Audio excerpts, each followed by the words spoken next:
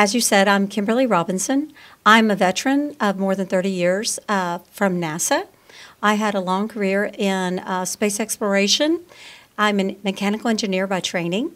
I worked on building rockets and other space hardware and also trained crews for space shuttle flights. I am now the CEO and Executive Director of the U.S. Space and Rocket Center, home of Space Camp in Huntsville, Alabama.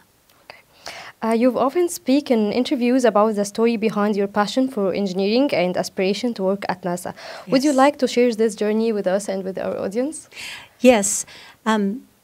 I was in high school and I received notification that I was winning an award. And when I showed up at the time and place to receive the award was given to me by a female NASA astronaut in a blue flight suit. And she came out and handed me the award. And I thought that she was the epitome of all things good. And so I spoke with her afterwards, and I asked how she got to be an astronaut. And she said she got an engineering degree, and she went to work for NASA and applied to the astronaut corps and was accepted. And from that day forward, I wanted to be an astronaut. And so that's exactly why I went into engineering, which, by the way, at the time, I wasn't sure what engineering was. So I had a lot to learn.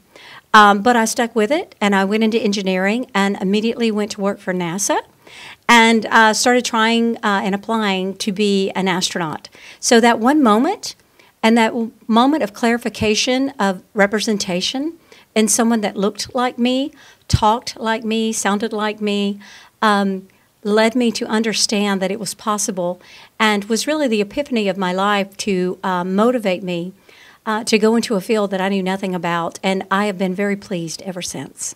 Being an astronaut or working at NASA is a dream for many kids, but some parents don't take it seriously. How we can develop this passion into a real opportunity or career? Well, my father worked in aviation, and he used to take me to the airport at night to see planes take off and land, and I loved it. And what parents say to their children is so important. And so, first of all, I would say be encouraging. If your child shows interest in this field, please don't wave them off by telling them what they can't do, or that's impossible, or we can't afford it. Just simply enjoy it with them. Ask questions. Get them to look things up. When they ask you a question you don't know, say, that's a wonderful question. Why don't you go find the answer? And encourage them and think about things that you can do to help them along, because you never know what that child may do, what they can be. So whatever you do, please don't discourage or clip their wings, if you would, but continue to lean in and tell them that it's absolutely possible that they could do that. There may be many challenges ahead, but it's possible. And if you really want it and you're willing to work really hard, there are other people that have done just that thing. You're passionate about STEM school and advocate for it. What makes STEM stand out for you over other models? Do you think it's better for kids for being achieving their dreams more than the other models? Well, first of all subjects are worthy, right? Many of the subjects taught in school are worthy of time and attention. But the reason that STEM stands out above the others, in my opinion, is that it teaches critical thinking. It teaches adaptability.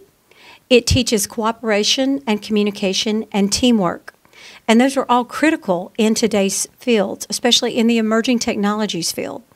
And it teaches you to solve some of the most complex problems that are out there today. And if you can solve them in those STEM fields, you can solve them in many other fields.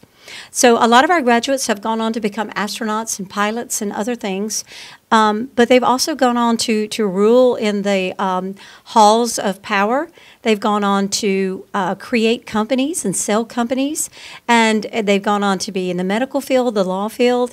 And so it teaches you skills that are very transferable, and it also is very economically rewarding. Because people want these innovations, and they will pay for those innovations. And so it is usually you're well rewarded for pursuing STEM fields.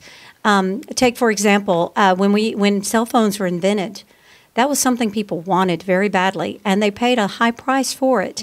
And many people made a lot of money over it. So you're solving a problem of people communicating. You're helping them. You're helping the world get closer together while also being well rewarded for it. So that, and like I said, the adaptability and the transference of skills that are needed in many industries is why I think STEM is so important. I've also read that you was very enthusiastic about animals' life, and I think you ruled animal leash on animal life, and you're an advocate about animals' rights. So how do you think about using animals in exploration space, and because some of these animals costed its life, like Laika, the dog, or Ham, the monkey. So do you think usage the animals in space is worthy? Yes, so I am a big fan of animals. I am president of an organization called A New Leash on Life, which helps rescue animals from bad situations and rehomes them with permanent homes. And that's dogs and cats mainly, but sometimes other types of animals. I think that animals bring a wonderful aspect to all of our lives, and I'm very fond of animals. Using them in spaceflight, the thing that we try to do at NASA is we try to use them humanely. And we work with a lot of animal rights organizations to make sure the protocols that we're doing are the best that we can do. We can't always keep them out of danger, but we try to do it as well as we can. As far as Ham, the first chimpanzee in space, he did a wonderful flight. He had some malfunctions, was still able to function, and he paved the way for the first American, Alan Shepard, to have his first suborbital flight when Ham, the chimpanzee, proved that you could operate in space. And so we had Miss Baker, who was a spider monkey, that also had a very successful flight. And after she retired, she came to live at the U.S. Space and Rocket Center where I work. It was before I was there. It was before my time. But she lived there for many, many years. They celebrated her 25th anniversary of flight. And so they gave her a wonderful life after. And she is still very much revered where I'm from. We have her grave on our campus. And many times visitors come and leave bananas on her grave as a tribute to her courage and the accomplishments that she made in space. So I do think that it's worth the risk. I do think that we need to do it humanely and thoughtfully. But I think that it is a worthy cause. With using AI in space lately, do you think it's beneficial or challenging? I think artificial intelligence will be the way that we do everything from now on. It is definitely going to be involved in space exploration.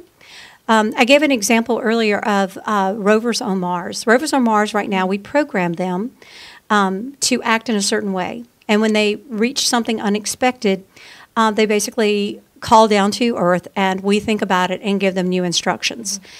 With better AI models, they'll soon learn on their own. When I hit this type of stratification or this type of implement, here's what I'm supposed to do. And so they will learn better and go further, and I think it will be beneficial in space. Of course, far beyond just rovers. Also for humans, we can do better mission planning, better autonomous rendezvous. There will be many, many uses of artificial intelligence as we go forward. And we're already doing automated systems at NASA to a very high degree. For instance, the Artemis 1 mission, which launched in 2022, took a rocket and took it around the moon and was in orbit for 21 days before it returned, all autonomously. So I think that we're already stretching what computers and software can do, and I think AI will just add to that. Okay. Okay, thank you so much, Dr. Kimblee.